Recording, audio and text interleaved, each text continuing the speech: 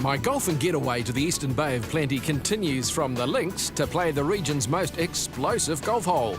It's in fact the world-famous White Island. Just 50 kilometres from Whakatane, I get to stand face to face with a boiling hot water hazard within a crater on a live volcano. It's an experience that's attracted tourists to the bay from right around the globe. So as an experience, there's very few places in the world you can come to a live, active volcano.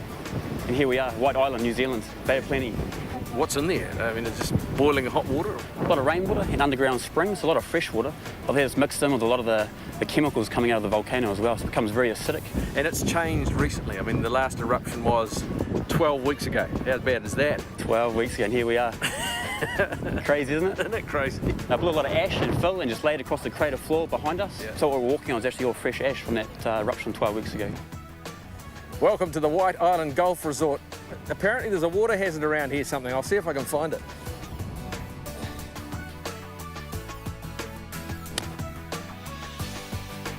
There's a penalty shot.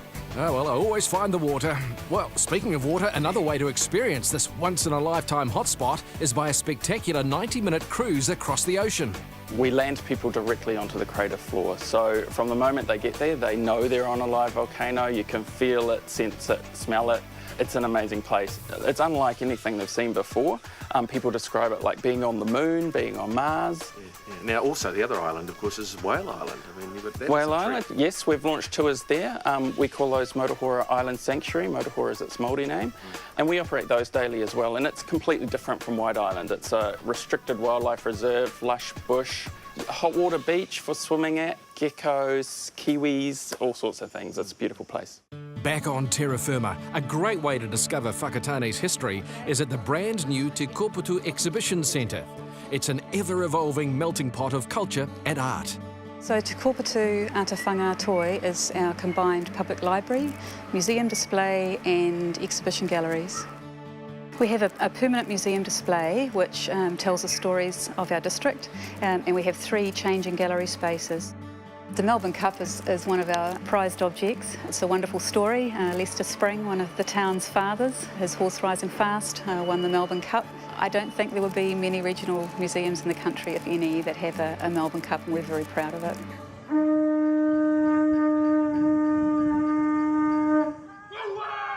Another place where Whakatane's rich cultural diversity comes to life is at the Mātātua Wharenui. Built in 1875, the whare travelled to Sydney, Melbourne, London and even the South Island before being repatriated to Whakatane.